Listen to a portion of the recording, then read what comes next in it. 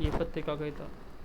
नमस्कार दोस्तों, स्वागत है आप सभी का आपके अपने YouTube channel Dhanraj short hand academy steno classes में। दोस्तों, आज का हमारा डिक्टेशन है राजस्थान पत्रिका संपादकीय कमजोर तबके को राहत देने की पहल, जयपुर, दिनांक 30 जून 2021। गति 80 शब्द प्रति minute. Be ready. 3, 2, 1 start. Corona महामारी के दौर में लंबे लॉकडाउन की परेशानियों को झेलते हुए पलायन को मजबूत हुए प्रवासी श्रमिकों के लिए यह राहत भरी खबर है। सुप्रीम कोर्ट ने वन नेशन वन राशन योजना को सभी राज्यों व केंद्र शासित प्रदेशों को 31 जुलाई तक लागू करने के निर्देश दिए हैं।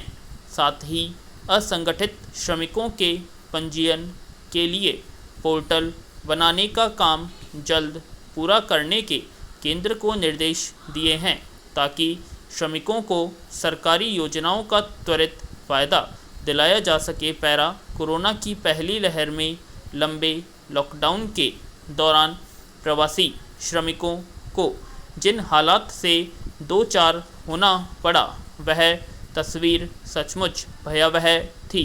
वन नेशन वन राशन योजना का सबसे बड़ा फ़ायदा यह होने वाला है कि राशन कार्ड धारक परिवार देश भर में कहीं भी उचित मूल्य की दुकान से राशन प्राप्त कर सकता है।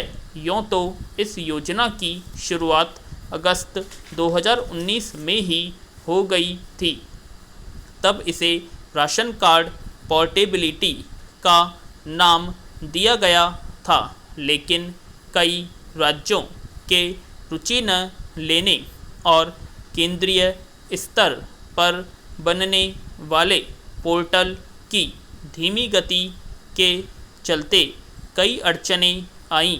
विराम।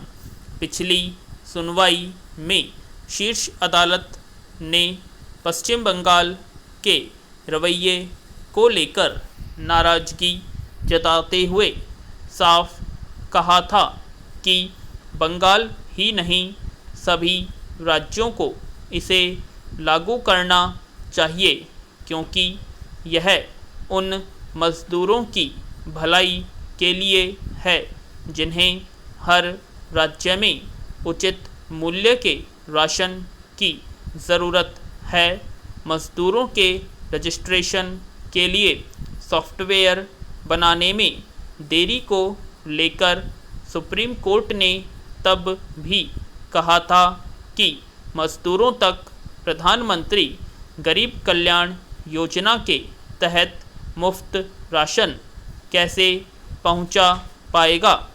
देश भर में सार्वजनिक वितरण प्रणाली में बदइंतज़ामी व भ्रष्टाचार की शिकायतें मिलती रहती हैं।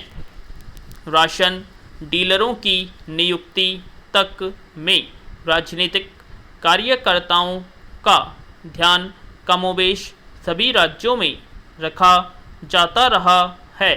नई व्यवस्था में यह निर्भरता खत्म हो सकती है। सवाल केवल वन नेशन वन राशन का ही नहीं है।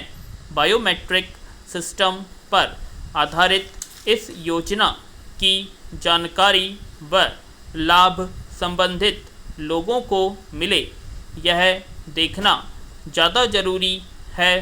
पैरा सुप्रीम कोर्ट ने महामारी की स्थिति बने रहने तक प्रवासी मज़दूरों के बीच मुफ्त वितरण के लिए राज्यों और केंद्र शासित प्रदेशों को अनाज आवंटित करते रहने के लिए भी केंद्र को कहा है, लेकिन प्रवासी श्रमिकों व गैर संगठित क्षेत्र के श्रमिकों के रजिस्ट्रेशन का काम पूरा होगा, तब ही उन्हें सरकारी योजनाओं का लाभ मिल सकेगा।